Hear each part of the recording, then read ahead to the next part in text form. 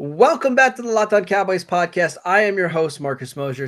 Joining me today, as always, is Landon McCool, and we're going to talk about the NFL playoffs, a mock draft Monday, some Cowboys news. But before we do that, Landon, how you doing today, sir?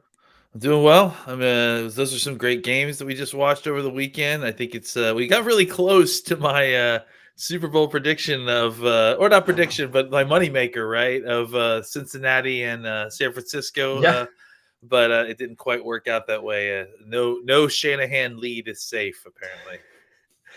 no Andy Reid lead is safe either, right? True. That's I true. saw a stat, I think today, that the last couple teams to blow like a 4 or 10-point lead in the fourth quarter were like all Andy Reid and Shanahan teams. It's like it's It's happened. nuts. It's Yeah. crazy.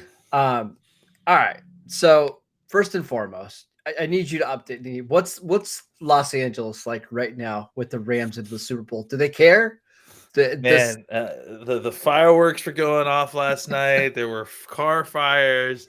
I mean, you know, I think some people recognize that the Rams are going back to the Super Bowl, but outside of that, it wasn't like the city was shut down or anything like that.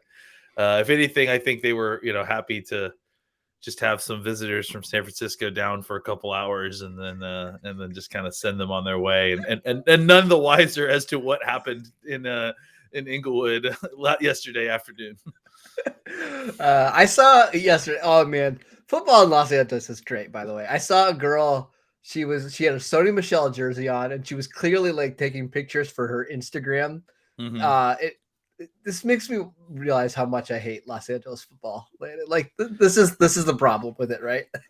Well, I mean, look, let's be clear. I mean, let's first of all, I don't know if the Rams are a good indication of Los Angeles football. They've been a lot of Johnny come lately in this town. I don't even know that, frankly, half the city realizes that the Rams are back in Los Angeles yet. If anything, we're going to judge Los Angeles football as we should, based on USC and UCLA Okay. football, which that's been terrible for the last decade too. So yeah, Los Angeles football has not been great since basically Vince Young ran over the USC. Trojans Yep. at USC in the Rose Bowl about 10 or 11 years ago.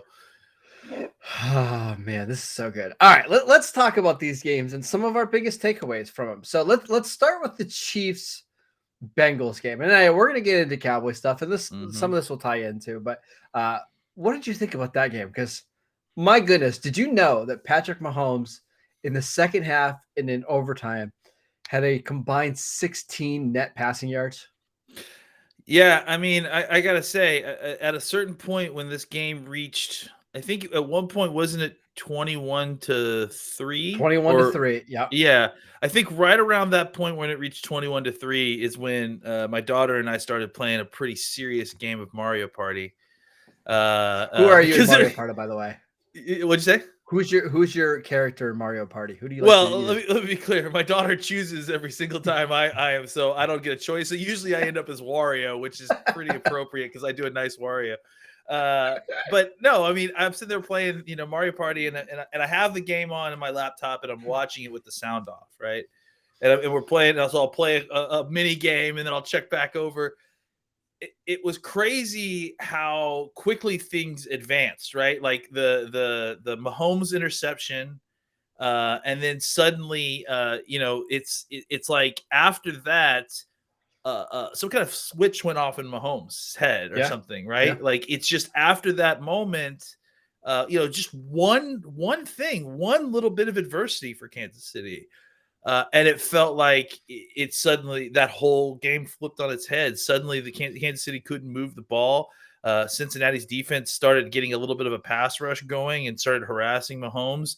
And Mahomes did not handle it well. I mean, I think that's really my big takeaway from what happened in the second half is that the Bengals obviously started getting a little bit more of a pass rush, and really the tail of the tape is that Mahomes didn't handle it well. I mean, Yep. made some self-forced errors, unforced errors on his own part, and kind of had opportunities to, not even necessarily have to make the big play, just make a play, Make a get play. a first down, get something going in order to kind of prevent Cincinnati to have the opportunities to go back and get the ball back and score, but they didn't seem to be able to do it. And I, honestly, I thought the game was going to be over, when Mahomes took that sack at the end of the game. Like You thought when he fumbled. yeah, and I thought the game was basically going to be over at that point, and they managed to limp their way into the overtime, and then they didn't do anything from there either. So I was shocked. I mean, because I basically had ostensibly turned the game off and was playing Mario Party, like I said. And then it's like every single, I would check back. I mean, frankly, it was like our game of Mario Party where my daughter was losing the entire time. And then suddenly you get into the bonus round and she's getting all the stars. And what's happening? Suddenly the reigning champion is out of the tournament. That's basically what happened in the game too. It's just, it was very sudden and when Kansas City realized what was happening, it's like they couldn't do anything to correct it. They couldn't save themselves. Well, and we saw the same thing in the Rams 49er game, right? That game was 17-7. The 49ers had the ball and completely controlled the game. And then just couldn't get a stop on defense. And then when Stafford did throw him the ball, they didn't intercept it, right? Tart dropped it. And it's kind of completely changed that entire game. I have one big takeaway from the playoffs that I want to get to in a little bit. But any more thoughts on the Rams 49ers game before we move on? Well, I mean, I would just say, with Kansas City, it was shocking to watch that happen with Mahomes because you just felt like every time he was going to get the ball back, he was going to get an opportunity. With San Francisco, when it happened to them and Jimmy got that ball back with, I mean, what was it, like 2 minutes left 45 seconds or something like that? 45 seconds, like 2 timeouts, right? I didn't have any confidence it was going to happen. Even though he did it in week 18, the same exact situation, he did it. I agree with you. I had no confidence that he was going to be able to go down there and get a field goal. Shout out to Jeff Garcia. It's good to hear from you, buddy. So good. So good. All right. Let's take a quick break so I can tell you guys about Built Bar. It's the new year, so that means New Year's resolutions. If yours is about getting fit or eating healthier, make sure you include Built Bar into your plan. Built Bar is the protein bar that tastes just like a candy bar, or maybe even better than a candy bar. Built Bars are covered in 100% real chocolate, with most Built Bars containing only 130 calories, 4 grams of sugar, 4 net carbs, but 17 grams of protein. And there's so many great flavors to choose from: coconut almond, peanut butter brownie, raspberry, cookies and cream, salted caramel, mint brownie, and so many more. In fact, Built is always coming up with new limited time flavors. So check out Built.com often and see what's new. Go to Built.com and use promo code LOCK15 and get 15% off your order. Use promo code LOCK15 for 15% at Built.com. All right, Landon, my takeaway through the playoffs, and I'm curious to hear your thoughts, is depth is fantastic at getting you to the playoffs, right? Like, in depth, a lot of times is what decides whether you're the 1 seed or the 2 seed or the 6 seed, right? Like, having a lot of depth is super, super important. But when you get to the playoffs and you get in these big games, it's the stars that actually decide them. Look at the Bengal game yesterday. There was a 3rd and 9 in which the offensive line completely broke down and Joe Burrow escaped and made a play. A couple plays later, he hits Jamar Chase on a slant that gives him a first down. They score a touchdown. On defense, Trey Hendrickson gets the big-time sack and keeps Mahomes in the pocket, which forces them to kick a field goal, right, instead of potentially winning the game. In the 49er game, it's Cooper Kupp that catches 2 touchdowns and goes for 100 yards, and it's Aaron Donald that gets the game-winning sack. Stars win in the Super Bowl. And the Cowboys, the Cowboys stars needs to play better, because we saw in the playoff game this year, Micah Parsons was really the only star that played well. Other than that, none of them showed up. So what are your thoughts on that takeaway?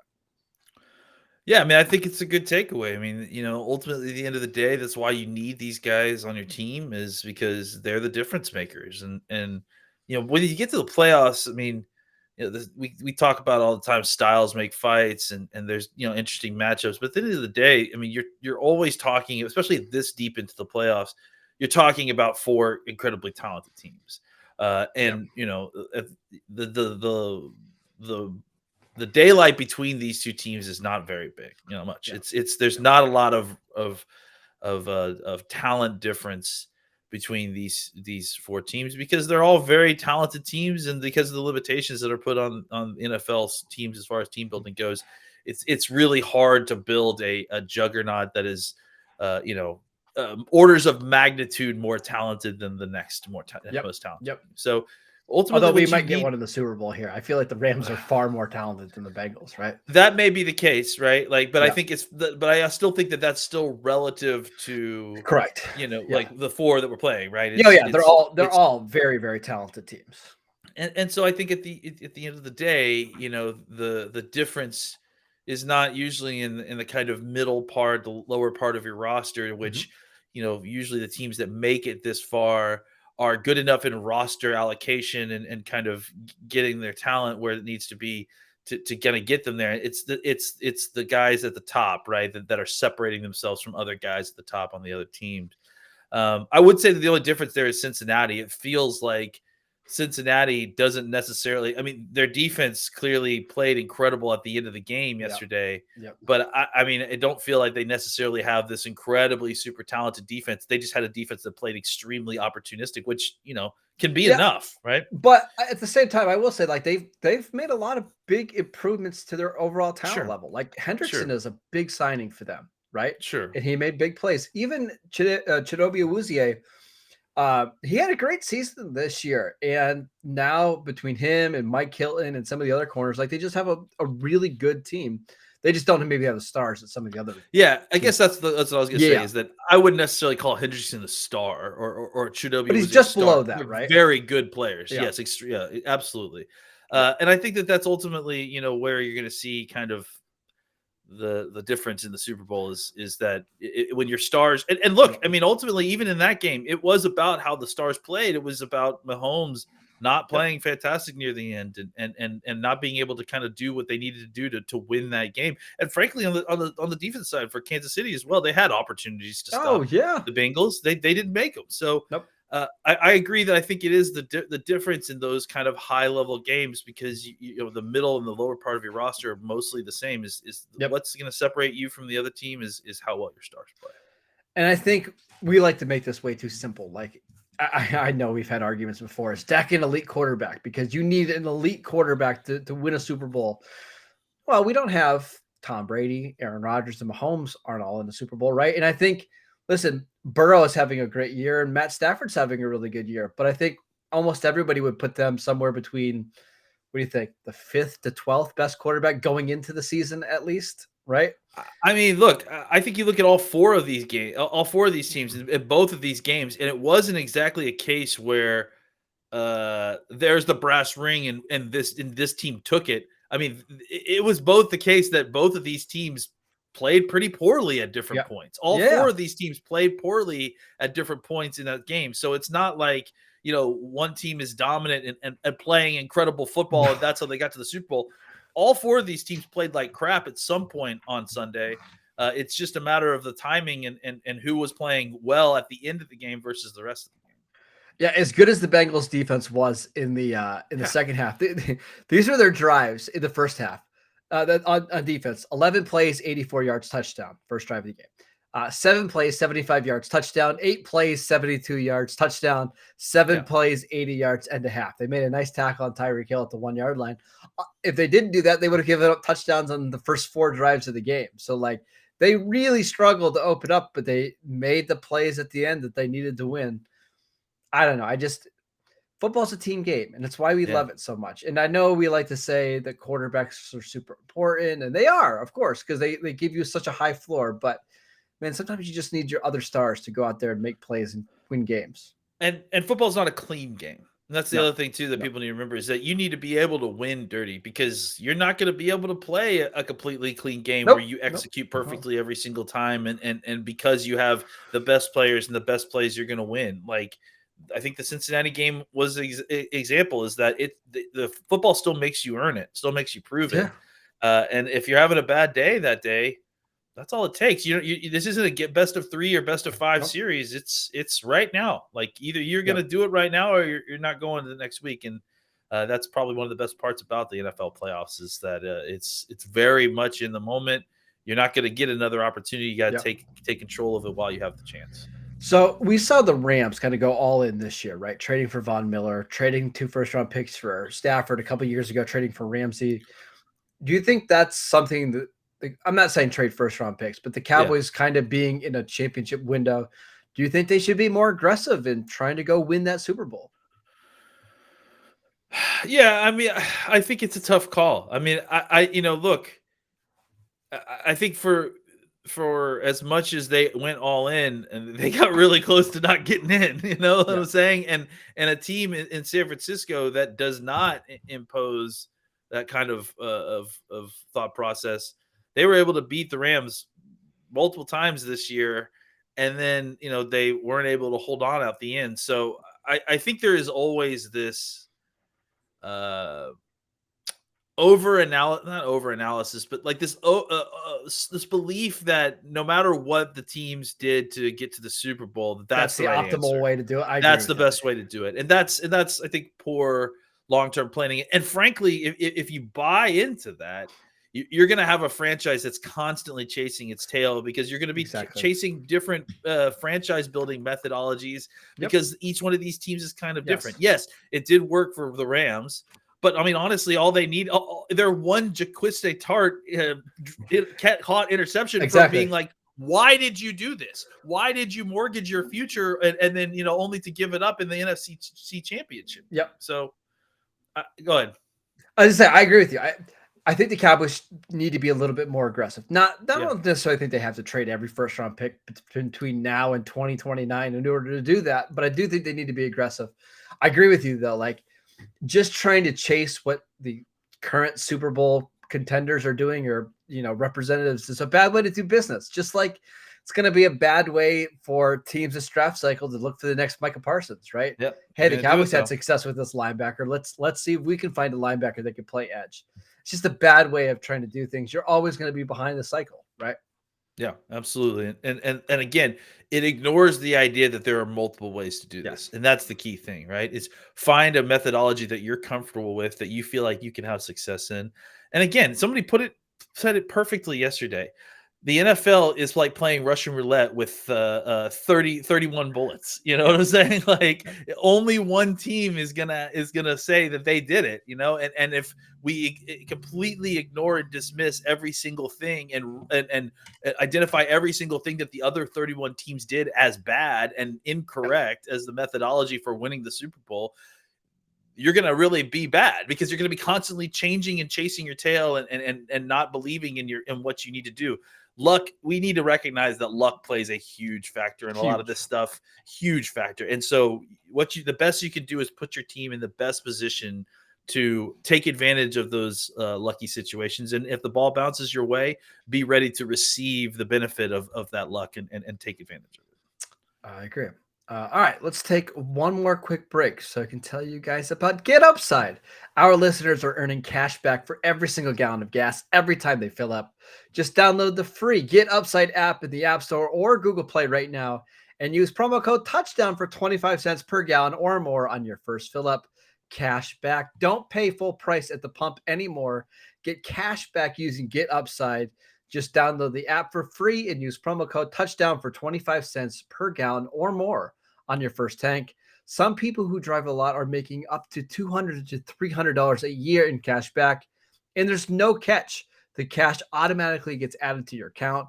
You can cash out anytime to your bank account, PayPal, or e-gift card.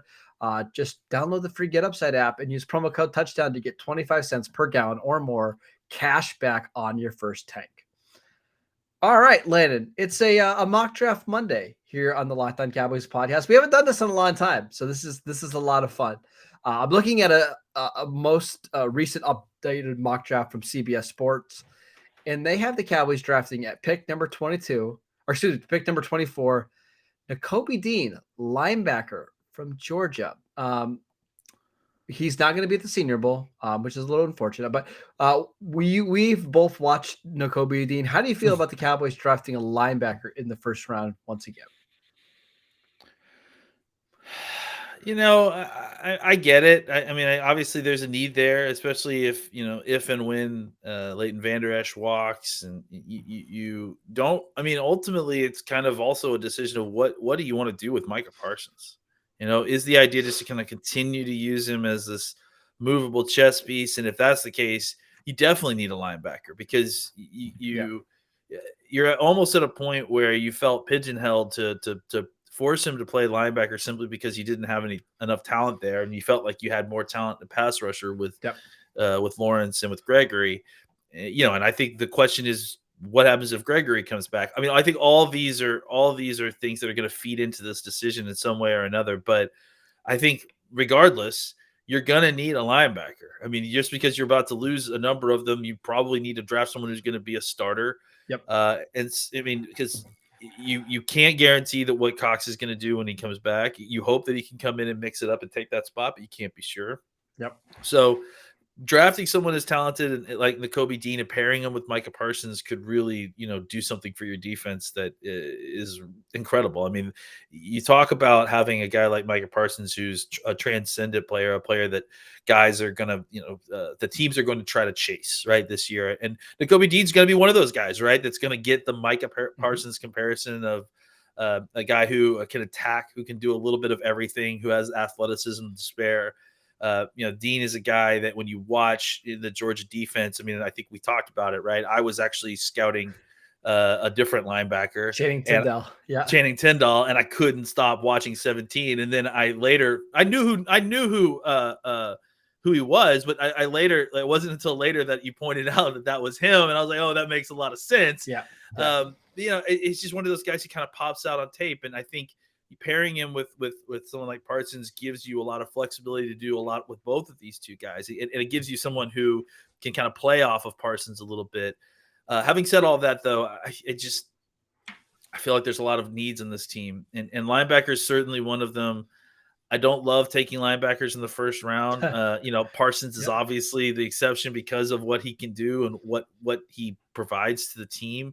I don't know if Dean is that kind of pressure player, right? Like, and I think that's really what gives Parsons that sort of value well above beyond he's the normal not. linebacker. He can blitz, but he's not a rusher, right? Yeah. So I think it's a good pick. I love the Kobe Dean. I just first round linebacker, especially with where the team is right now. I think you spent one on last year. You spent one 3 years ago, 4 years ago rather. Is it time to kind of, maybe wait until the second round to get a linebacker, see what's available? I don't know. We're definitely early days in these mock drafts, and these are more about kind of matching names to organizations. So, would I hate it? I absolutely would not hate it. I just would like to know kind of what the Cowboys' other options are before being excited about drafting another linebacker. So you also watched Devin Lloyd. Did you like Lloyd better? I gotta say, I watched Devin Lloyd, and again, I'm coming at this in a very terrible order. I saw that he's like a top 15 pick. Is that right? Like, is he Yeah, considered I think that kind of player? pretty sure I saw Mel Kiper had him like 6th or 7th on his board. I don't see that, man. Like, I don't know. I think he's a good player for sure. He's a very good player. First round linebacker, yeah, I for sure. Man, top 15, top 10. It's kind of where this class is at. Maybe I need to watch more. Maybe I need to see more. But so that was my thing too. It's like I don't say a top 10 player, like a special linebacker. But like a mid first round, late first round, I see that. I compared him to Fred Warner, and I think that's a if he turned out to be Fred Warner, that's fantastic. Yeah. I kind of think Nakobe Dean fits Dallas a little bit better, though, to be honest. Why is that? Because he is just more natural at the position, right? Now he's quite a bit smaller than Devin Lloyd. Devin Lloyd's like 6'3", 235. Nakobe Dean's 6'2", 225, maybe soaking wet. Yeah. But I just feel like he has the instinct, the play quickness to just cover everything up in the middle of the field. So if you want to use Parsons as a blitzer or an edge rusher, that's fine because Dean is going to make every single tackle in the middle of the field. On top of that, he's really good in coverage. I'm with you. I don't love spending first round picks on linebackers. I just kind of think Dean's a perfect fit with Parsons. No, I agree. And you look at Lloyd, and Lloyd does seem to be Lloyd's going to get the Micah Parsons bump. Yeah, because right? he's bigger and he can rush a little bit. And Yep. he's similar, right? Yeah, Yep. like you see him from, at least from what I saw Yep. him lining up as an outside linebacker, rushing the Yep. passer from a 2-point stance. Like he's actually got some pass rush chops. I don't know if I mean I don't know if and really that's the problem, right? Yep. These are the guys that are going to get overdrafted this year because Yes. he can rush the passer and he plays linebacker. Oh, he must be Micah Parsons. He's very fast, so he must be Micah Parsons, right? Yeah. So that's the and I think to kind of to your point, if he were to fall to Dallas and you took him, it's almost like you have two of the same, which sounds great, but honestly, what you need is someone who plays well as a true linebacker, Yep. so that Parsons can do what he's Yep. able to do, Yep. right? Like you want somebody to come in and actually be a good, like true off-ball linebacker, so that you can deploy Micah Parsons the way you want. So, yeah, I think I can understand why Lloyd's the higher Better prospect. Yep. But I think for the Cowboys, you're right. You know, for what you're looking for, you want a pure linebacker to kind of allow Parsons to do his thing. The Kobe Dean just reminds me of Roquan Smith in all the good ways, Yeah. right? Like Yeah. the guy that when he sees what's going on, he's going to be there and make the tackle. Kind of the job of a linebacker, right? And if he's not going to blitz, or if he's not going to be a rusher, which he's not, he's pretty good on the stunts and all that kind of stuff. But I just feel like him and Parsons together would be just so difficult for defenses to handle. Because like against the 49ers, now you have two guys who can run sideline to sideline. You can have a guy that can come play edge and give Trent Williams fits, and you have a guy that can cover in the middle of the field. I love the pairing, or the potential pairing there. That's all. He's definitely more of a Quinn type off-ball linebacker too. Yeah. Just fits that profile, undersized, speed. I mean, and maybe the comparison is Deion Jones with a little bit more instincts, right? And we saw Dan Quinn turn that player into an all-pro linebacker. Wouldn't shock me if the Dallas Cowboys had some interest. I don't think Dean's going to be a top 15 pick, just because I think teams are probably going to be scared off by small linebacker. He's not going to fit every scheme necessarily. No. But this one, I think he does. I really absolutely. do. So, all right. Well, we've got plenty of draft talk still to go. We've got the Senior Bowl. Practices start tomorrow. We're going to get to your questions tomorrow as well. We'll start with some coverage of the Senior Bowl Wednesday, Thursday, Friday, some of the bigged winners, biggest losers. So make sure you guys are downloading the podcast. Get it wherever you get your podcasts, Apple Podcasts, Spotify, Google Podcasts. Follow the show at Locked On Cowboys. You can follow Landon at McCool BCB, and I'm at Marcus _Mosher. We'll see you guys next time.